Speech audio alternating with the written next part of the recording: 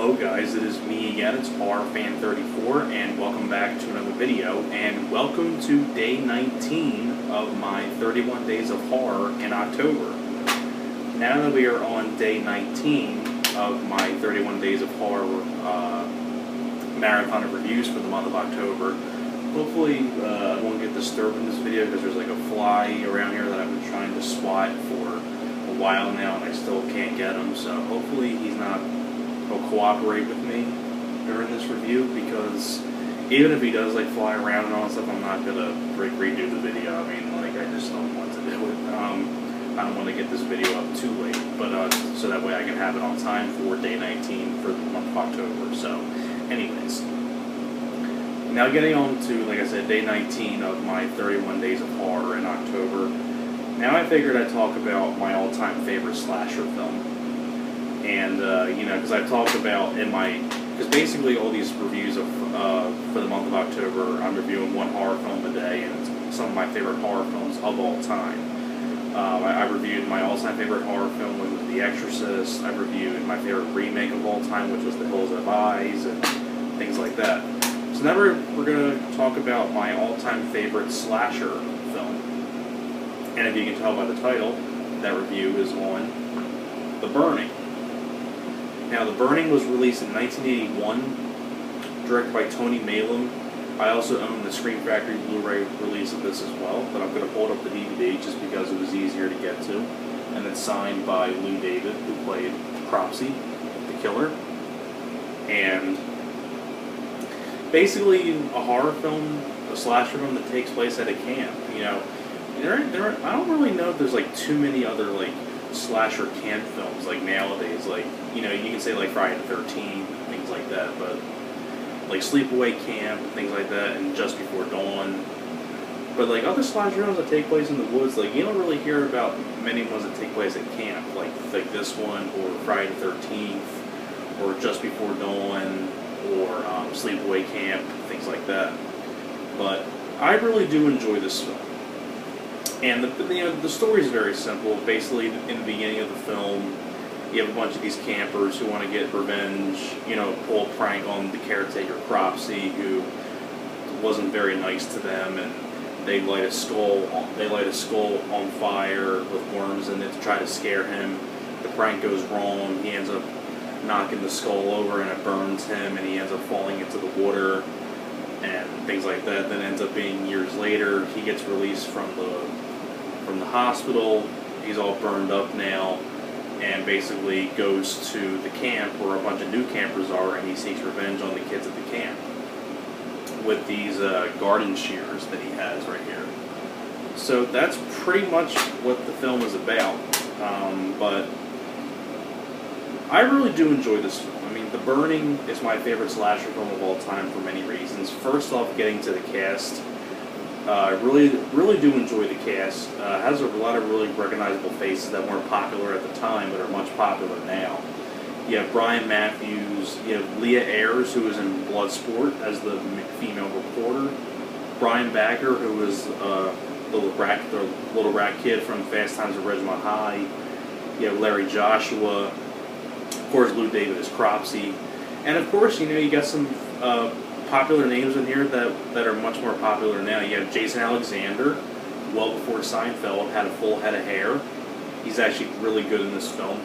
You have a little small role by Holly Hunter, and you also have a small role by Fisher Stevens, way before Short Circuit, among others.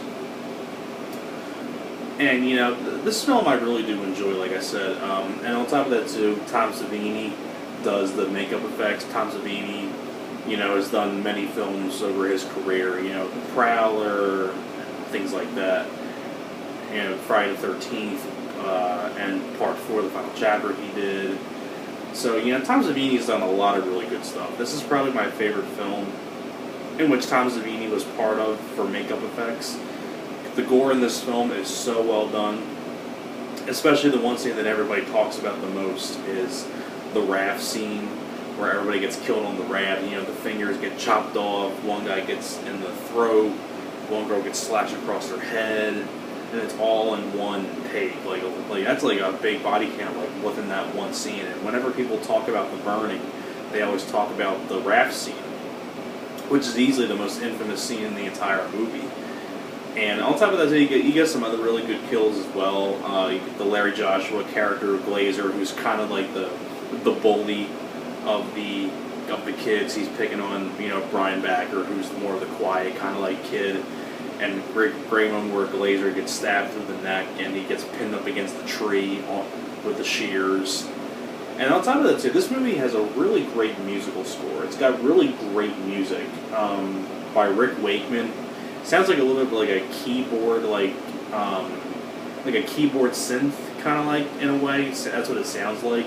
Especially the scene where Brian Bagger's character Alfred is being chased by Cropsy, and he had that ding ding ding ding ding ding ding. Like that musical score is great. It's probably one of the more underrated musical scores in a horror film, especially in a slasher. One of the other things too that I really like about this slasher film that not many other slashers do is that the kids actually care when other kids get killed, which I think is unique and refreshing, because the scene where some of the kids, so like some kids stayed behind while some of the other kids went on the raft and they all got killed on the raft. Some of the kids that were stayed behind, they find the raft out there and there's nobody on there, so the Leah Ayres character goes out to swim, and then a dead body appears, and then it cuts to all the kids, you know, upset and hugging each other and things like that. Just goes to show you that the kids actually care when other kids get killed, and I think that's refreshing for a slasher. I mean, I've never seen that done in a slasher film before. So that's why I'm saying the acting in this film is one of the best I've seen in a slasher.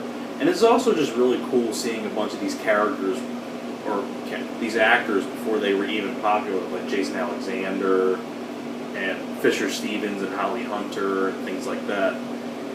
But yeah, this film has a lot going for it. I love the whole setting at the camp. I love the weapon of choice for the garden shears. Cropsy is a great killer in a slasher film, one of the more underrated killers in a slasher. Really solid acting. It's directed very well by Tony Mayland. It's beautifully filmed. Love the location. Great musical score. Tom Savini's gore effects are so well done. And it's just one of those 80s slasher films that I think is just great. It's underrated and things like that. I feel like this film deserves a lot more credit. And but The Burning, if you haven't seen this film yet, and if you're a big slasher film fan, I say give this one a look. It's one of that's why it's my favorite slasher film of all time. So that is pretty much it for my review for The Burning, and thanks a lot for watching, and I will see you guys next time. Alright guys, take care.